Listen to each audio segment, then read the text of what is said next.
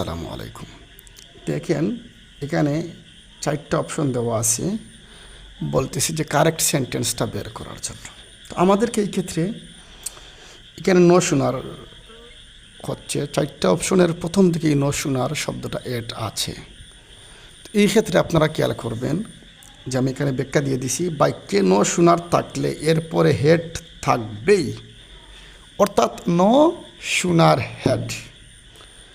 কারণ আমি কেন এই কথা বললাম, কারণ এখানে ন শোনার হেড, এই জায়গায় ন শোনার, এই জায়গায় ন শোনার হেড, এই জায়গায় ন শোনার হেড। তো আপনারা ন শোনার সঠিক মনে করতে পারেন, কারণ তিনটা একরকম আর একটা একরকম। তো যেটা ব্যতিক্রম আমরা সেটাকে সঠিক মনে করি, তা আসলে না।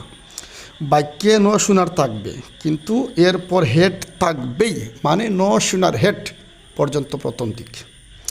তো ন শোনার হেড যুক্ত বাক্যে হ্যাঁ দেন, THAN, দেন একটা শব্দ থাকবে। এই দেখেন দেন, THAN, দেন।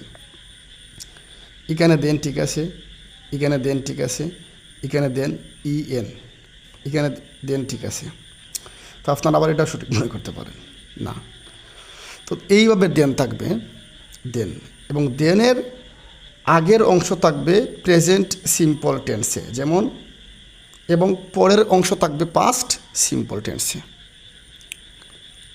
ন শোনার হেডযুক্ত বাক্যের দেন থাকবে এবং দেনের আগের অংশ প্রেজেন্ট সিম্পলে থাকবে, পরের অংশ পাস্ট সিম্পলে থাকবে। এই দেখেন নো শোনার হেড, তারপরে আই কাম, তারপরে হচ্ছে দেন, এটা হচ্ছে প্রেজেন্ট সিম্পলে আছে, ভার্বের বেস ফর্ম।